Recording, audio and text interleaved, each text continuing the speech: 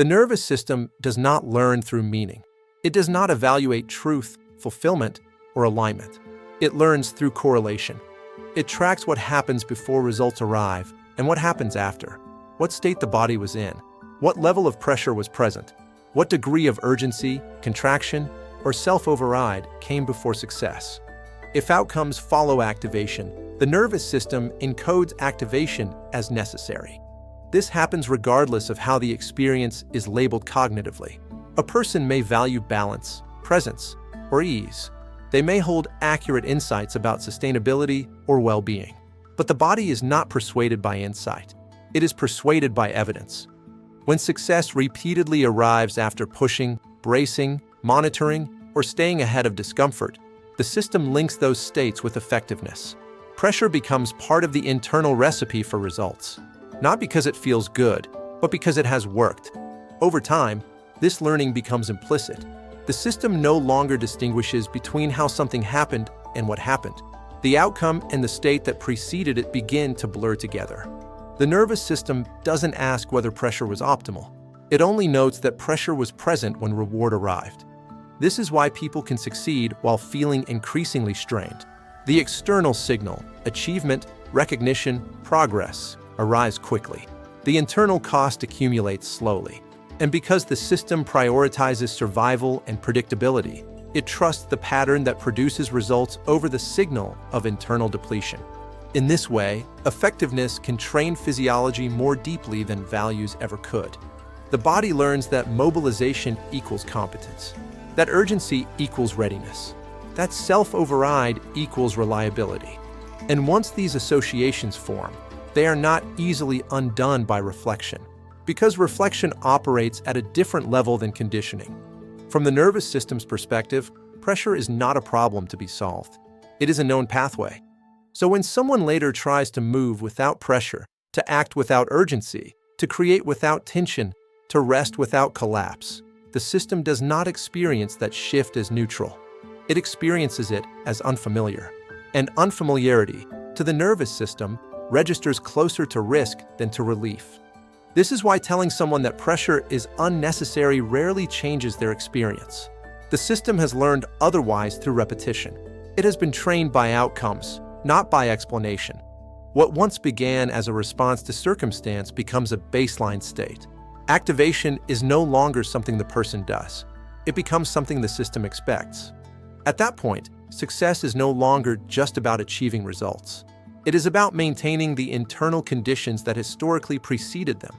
And the nervous system continues to do exactly what it was trained to do, not because it is stuck, resistant, or mistaken, but because it is responding faithfully to the evidence it has been given.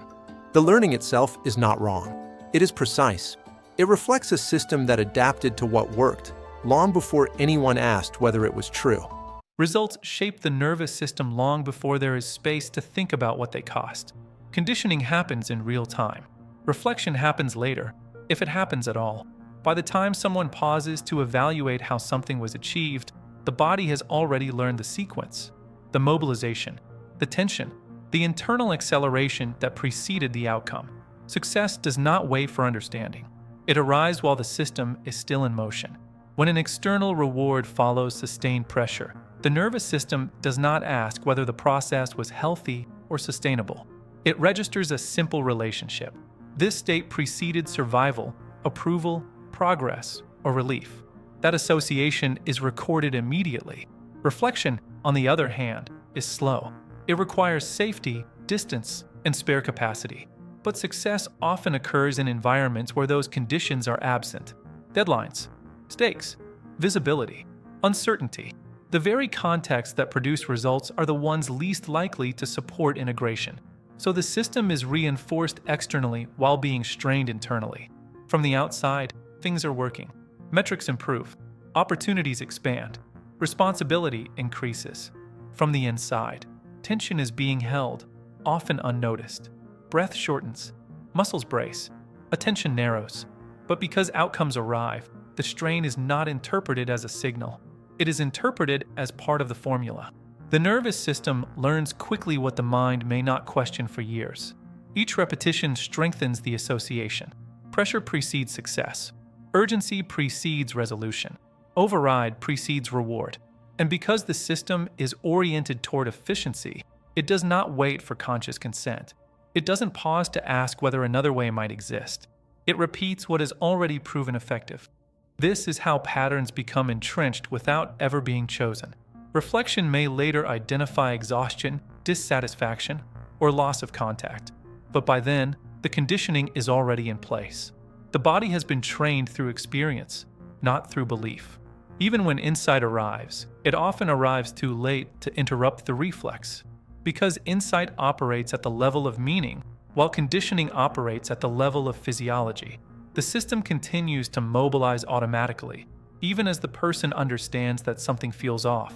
Not because the insight is being ignored, but because the nervous system trusts what has reliably produced results more than what has merely been understood. Success reinforces itself faster than awareness can catch up. And the longer outcomes continue to arrive, the harder it becomes to question the method, because questioning threatens the very pattern that ensured stability, competence, and forward movement.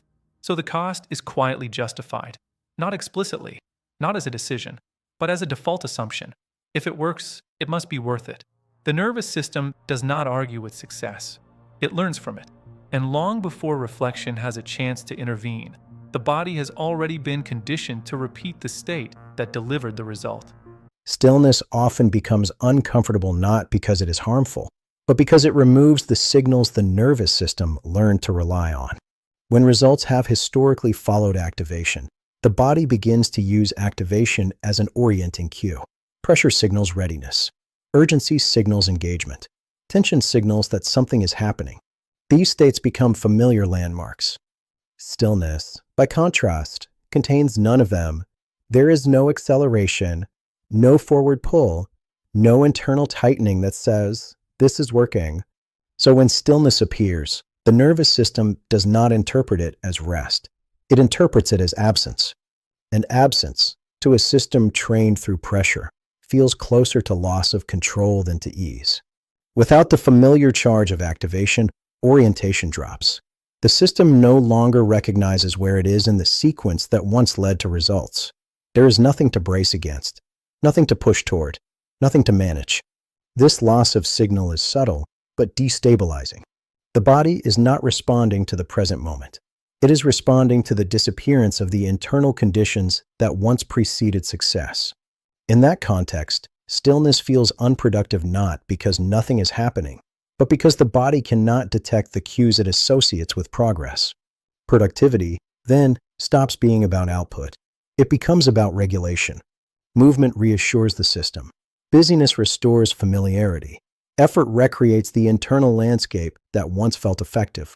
So activity increases, not necessarily because it is needed, but because it reestablishes a known state.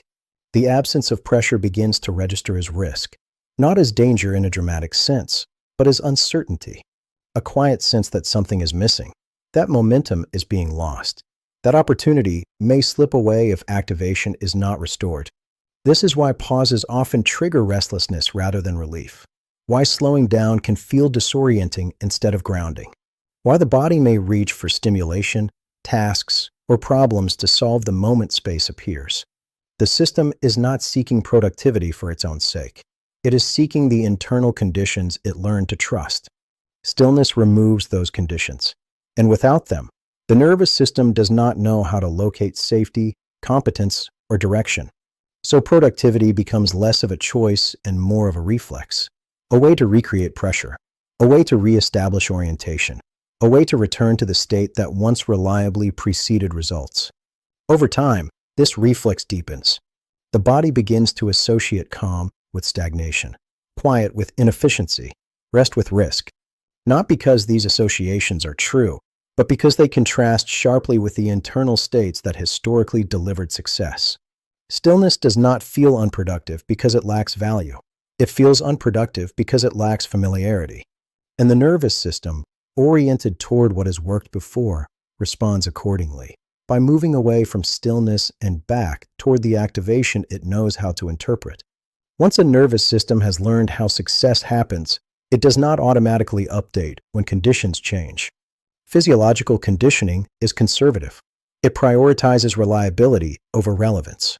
What once ensured results is preserved, even when the environment no longer demands it. So the body continues to mobilize. Pressure remains present not because the current moment requires it, but because the system has not received enough evidence that something else will work. From a physiological perspective, there is no clear signal that the old pattern is obsolete. The nervous system does not track context the way the mind does. It tracks repetition. If pressure was present across dozens or hundreds of successful outcomes, that pattern becomes embedded. It is carried forward into new circumstances by default. This is why activation often continues long after the original stakes have diminished, after financial stability is reached, after professional competence is established, after the threat that once demanded vigilance is gone. Externally, life may be safer, more spacious, or more stable. Internally, the system is still preparing as if the earlier conditions persist. This persistence is often misinterpreted. It can look like resistance to rest, an inability to enjoy ease, a compulsion to stay busy or ahead. But from the nervous system's perspective, nothing is wrong. It is completing the arc of its learning. The system does not recognize that it is allowed to stop mobilizing. No internal memo arrives announcing that pressure is no longer required. That information must be learned the same way the original pattern was learned, through experience over time. Until then, activation continues. The body keeps generating readiness because readiness once protected continuity and success. The reflex outlives the necessity. This is not a failure to adapt. It is a sign of how deeply adaptation has already occurred. Physiological patterns are not switched off by insight. They unwind only when the system encounters repeated evidence that the environment has changed and that reduced mobilization does not lead to loss. Until that evidence accumulates, pressure remains the safest known option. So the nervous system keeps doing what it knows how to do. It stays alert. It stays braced. It stays slightly ahead of the moment, even in conditions that no longer require it. This can be confusing because a person may consciously know they are safe. They may understand that the urgency is unnecessary. They may even wish to let it go. But the body is not responding to understanding. It is responding to history. Conditioning does not dissolve simply because its original purpose has passed. It persists until it completes its cycle of relevance. And during that time, pressure is not a choice. It is a carryover, a learned physiological state continuing to express itself, not because it is needed, but because it has not yet been replaced by sufficient lived evidence to the contrary. There is no mistake in this process, no resistance to overcome, no flaw to correct. What remains is the momentum of what once worked, still moving through the system, finishing the work it began.